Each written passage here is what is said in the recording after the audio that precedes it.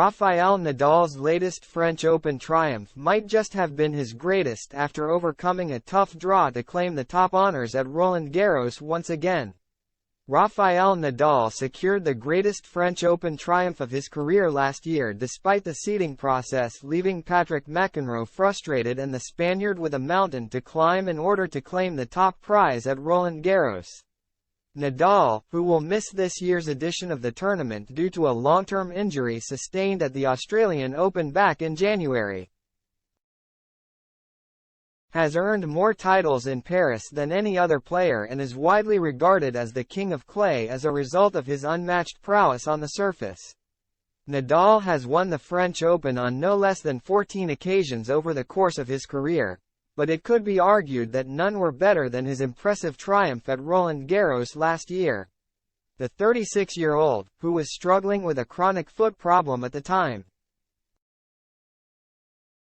managed to see off the likes of Felix Auger-Aliassime and Novak Djokovic before masterminding a straight-sets victory over Casper Ruud in the final to get his hands on the iconic trophy once again. The scale of his achievement was highlighted by the French Open seedings, which were strictly in line with the ATP World Rankings and saw Nadal placed in the same half of the draw as some of the biggest names in tennis.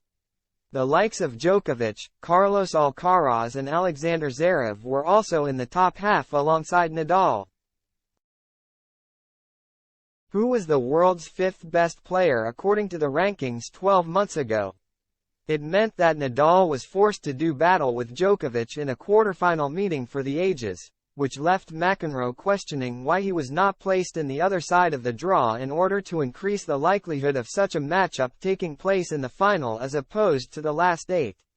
"Come on French Open, it's time to go with the seeding system," said McEnroe in an online video. "Enough already. We had Nadal and Djokovic last year in the semis. One of the greatest matches ever, in the semis. Tennis needs it in the final. Now we could have Djokovic-Nadal in the quarterfinals. Come on, let's get it together, finally."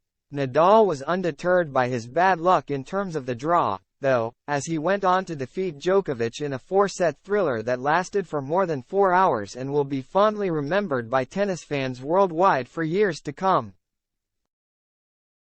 He came flying out of the blocks to clinch the first set under the lights in Paris, with the Manicourt native employing an aggressive and no-nonsense approach in spite of his niggling foot injury. He managed to break Djokovic twice as he rolled back the years to the approval of the partisan crowd in attendance, before breaking his rival again at the start of the second set to put himself in control. He was quickly pegged back by Djokovic, who did incredibly well to edge a highly competitive and lengthy affair in order to draw level. But Nadal came out swinging in the third set and raced to another commanding triumph before wrapping up proceedings by claiming a fourth-set tiebreak. Nadal was buoyed by his incredible victory over Djokovic and went on to finish the French Open as the eventual champion by making light work of Ruud in straight sets in the final 6 days later. It remains to be seen whether he will be able to win his 15th title at Roland Garros at the next time of asking in 2024, though, with Nadal firmly expected to call time on his professional career before the start of 2025.